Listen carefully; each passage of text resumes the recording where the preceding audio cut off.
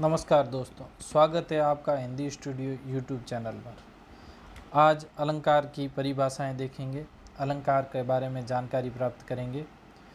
तो हम देखेंगे कि अलंकार शब्द की व्युत्पत्ति कहाँ से हुई। अलंकार शब्द की व्युत्पत्ति अलम धन कार से हुई। अलम का अर्थ है शोभा और कार का मतलब है करने वाला। शाब्दिक अर्थ क्या हो जाएगा इसका? अलंकार का शाब्दिक अर्थ हो जाएगा शोभा करने वाली। जो तत्व, जो धर्म शोभा बढ़ाते हैं काव्य की, वो क्या कहलाते हैं? अलंकार कहलाते हैं। अलंकार की परिभाषा में देखें तो अलंकरोति इति अलंकार, अर्थात जो शोभा बढ़ाए वही अलंकार है। अर्थात जो शोभा बढ़ाए वही अलंकार है। फिर हम अलग अलग आचार्यों द्वारा अलंकार की जो परिभाषाएं दी गई हैं उनके बारे में जानकारी प्राप्त करेंगे। तो हम देखेंगे आचार्य दंडी। आचार्य दंडी कहते हैं काव्य शोभा करान धर्मान अलंकारान प्रशक्षते। अर्थात इसका अर्थ क्या हो जाएगा कि काव्य की शोभा करने वाले, काव्य की शोभा करने वाले धर्म या तत्व अलंकार है। ये कहा है किसने? आचार्य दंडी ने। आचार्य दंडी ने कहा है काव्य शोभा करान धर्मान अलंकारान प्रशक्षते। फिर आचार्य वामन।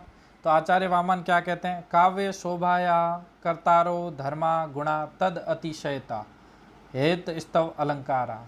यहाँ कहा गया है कि काव्य की शोभा करने वाले धर्म क्या है? गुण। काव्य की शोभा करने वाले धर्म गुण हैं तथा उनकी अधिकता अलंकार है। अर्थात जो धर्म हैं, जो काव्य की शोभा करने वाले हैं, उनको गुण बताया गया है और गुणों की अधिकता को अलंकार बताया गया है।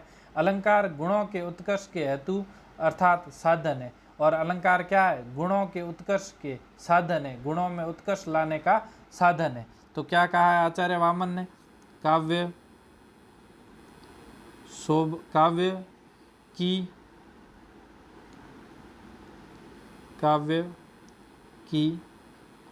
शोभा करने वाले धर्म गुण हैं। काव्य की शोभा करने वाले धर्म गुण हैं तथा उनकी अधिकता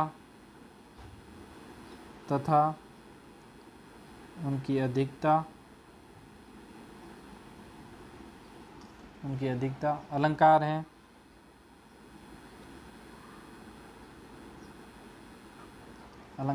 अलंकार गुणों के उत्कर्ष के हेतु है। अलंकार गुणों के उत्कर्ष के हेतु है। ये कहा है आचार्य वामन ने। आचार्य वामन ने कहा है कि काव्य शोभा या कर्तारो धर्मा गुणा तदातिशयता हेत स्तव अलंकारा। इसमें कहा है कि काव्य की शोभा करने वाले धर्म गुण हैं तथा उनकी अधिकता अलंकार है और अलंकार गुणों के उत्कर्ष के हेतु है। फिर कहा है विश्वनाथ ने क्या कहा है? शब्दार्थ योर स्थिरा ये धर्मा शोभातिशायिन्य रसादीनूप कुर्वन्तो अलंकारास्ते अंगादिवत। अर्थात अलंकार क्या है? शब्दार्थमय काव्य के अस्थिर धर्म है। शब्दार्थमय काव्य के अस्थिर धर्म है और ये केवल शोभा बढ़ाने वाले तत्व है। और ये जो अस्थिर धर्म है, इनका कार्य क्या है? केवल शोभा बढ़ाना इनका एक कार्य है। और अलंकार काव्य की शोभा उसी तरह बढ़ाते हैं जिस तरह अंगद नाम का आभूषण, यहाँ पर बताया गया है, जिस प्रकार अंगद नाम का आभूषण शरीर की शोभा बढ़ाता है, उसी प्रकार अलंकार किसकी शोभा बढ़ाते हैं? काव्य की शोभा बढ़ाते हैं। अलंकार काव्य की आत्मा का जो रस है, काव्य की आत्मा का रस है, उसका उपकार करते हैं। तो यहाँ कहेंगे अलंकार शब्दार्थमय काव्य के अस्थिर धर्म है। शब्दार्थमय काव्य के अस्थिर धर्म हैं। ये केवल शोभा बढ़ाने वाले तत्व है। अलंकार काव्य की शोभा, अलंकार काव्य की शोभा उसी तरह बढ़ाते हैं जिस तरह अंगद आभूषण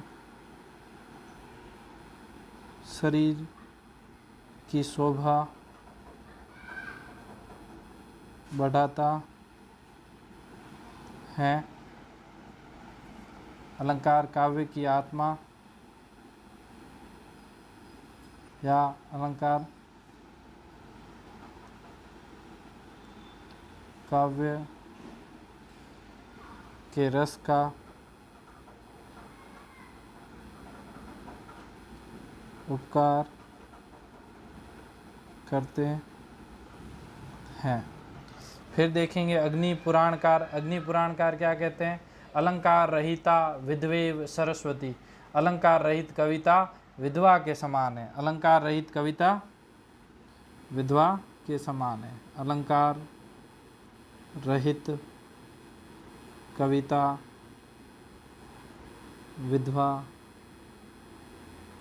के समान है। अलंकार रहिता विधवेव सरस्वती, ये किसने कहा है? अग्नि पुराणकार ने कहा है। जयदेव कहते हैं कि अंगीकरोति यह काव्यम शब्दार्थ वन अलंकृति असो न मन्यते कस्माद अनुष्णमन अलंकृति। अर्थात जो अलंकार रहित शब्दार्थ को ही काव्य मान लेता है वह अग्नि को शीतल क्यों नहीं मान लेता? ये जयदेव कहते हैं कि जब अग्नि को शीतल नहीं माना जा सकता, उसी प्रकार अलंकार रहित शब्दार्थ को भी काव्य नहीं माना जा सकता। अर्थात जिस तरह अग्नि शीतल नहीं हो सकती, वैसे ही अलंकारों के बिना काव्य की रचना नहीं हो सकती। अलंकार की अनिवार्यता बताते हुए जयदेव कहते हैं कि जिस प्रकार अग्नि शीतल नहीं हो सकती, वैसे ही अलंकारों के बिना काव्य की रचना नहीं हो सकती। तो क्या कह रहे हैं? अग्नि करोति यह काव्यम शब्दार्थ वन अलंकृति असौ न मन्यते कस्माद अनुष्णमन अलंकृति। तो कहा गया है कि जो अलंकार रहित शब्दार्थ को, जो अलंकार रहित शब्दार्थ को ही काव्य मानता है, वह अग्नि को शीतल क्यों नहीं मानता? वह अग्नि को शीतल क्यों नहीं मान लेता?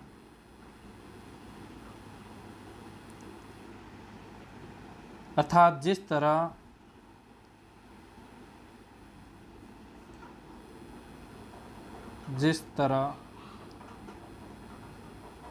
अग्नि शीतल नहीं हो सकती, उसी प्रकार अलंकार के बिना काव्य की रचना नहीं होती। फिर भामा कहते हैं वक्राभिधेय शब्दोक्ति रिष्टा वाचा मन अलंकृति। और भामा सीधा सीधा कह रहे हैं कि उक्ति वैचित्र्य युक्त शब्द अलंकार है। क्या कह रहे हैं? उक्ति वैचित्र्य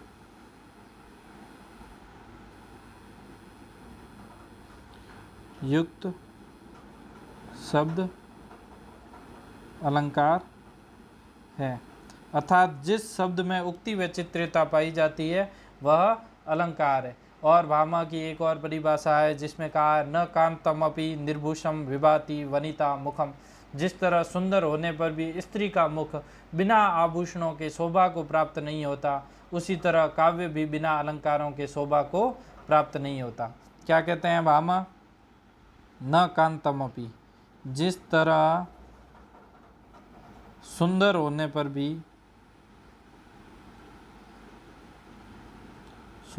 पर भी बिना स्त्री का मुख सुंदर होने पर भी बिना आभूषण के स्त्री का मुख शोभा प्राप्त नहीं करता।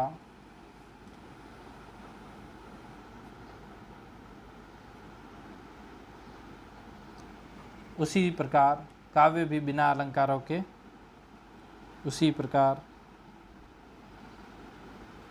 काव्य भी बिना अलंकारों के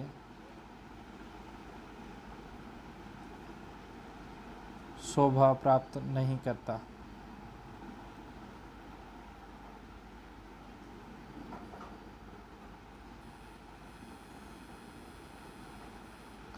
अब देखते हैं हम रामचंद्र शुक्ल की परिभाषा। वो कहते हैं कि भावों का उत्कर्ष दिखाने और वस्तुओं के रूप गुण क्रिया का अधिक तीव्रता के साथ अनुभव कराने में सहायक उक्ति को क्या कहते हैं? अलंकार कहते हैं। इसके बाद हम देखते हैं कि भरत मुनि के नाट्य शास्त्र में निम्नलिखित 4 अलंकारों का उल्लेख है। भरत मुनि के नाट्य शास्त्र में कितने अलंकारों का उल्लेख है? तो 4 अलंकारों का उल्लेख है। कौन कौन से? उपमा, रूपक, दीपक और यमक। उपमा, रूपक, दीपक और यमक, ये 4 अलंकार हैं जिनका उल्लेख भरत मुनि ने अपने नाट्य शास्त्र में किया है। अलंकार संप्रदाय के प्रवर्तक कौन है? भामा है। उन्होंने सभी अलंकारों का आधार किसे माना है? भामा ने सभी अलंकारों का आधार वक्रोक्ति को माना है। दंडी ने सभी अलंकारों का आधार अतिशयोक्ति को माना है। सभी सादृश्य मूलक अर्थालंकारों का आधार क्या है? उपमा है। अलंकार केवल साधन है, साध्य नहीं है।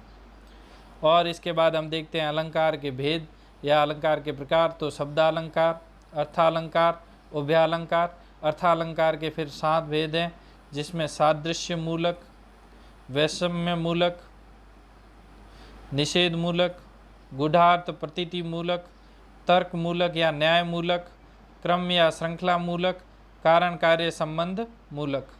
और शब्दालंकार देखेंगे तो शब्दालंकार में काव्य के शब्द के माध्यम से सौंदर्य का बोध हो, वहाँ शब्दालंकार होता है। और शब्दालंकार को यदि पहचानना है तो उसकी एक मुख्य बात है, वह यह है कि यदि शब्द के स्थान पर उसका पर्यायवाची रख दिया जाए तो वह अलंकार नष्ट हो जाएगा। शब्द के स्थान पर पर्यायवाची रख दिया जाए तो नष्ट हो जाएगा।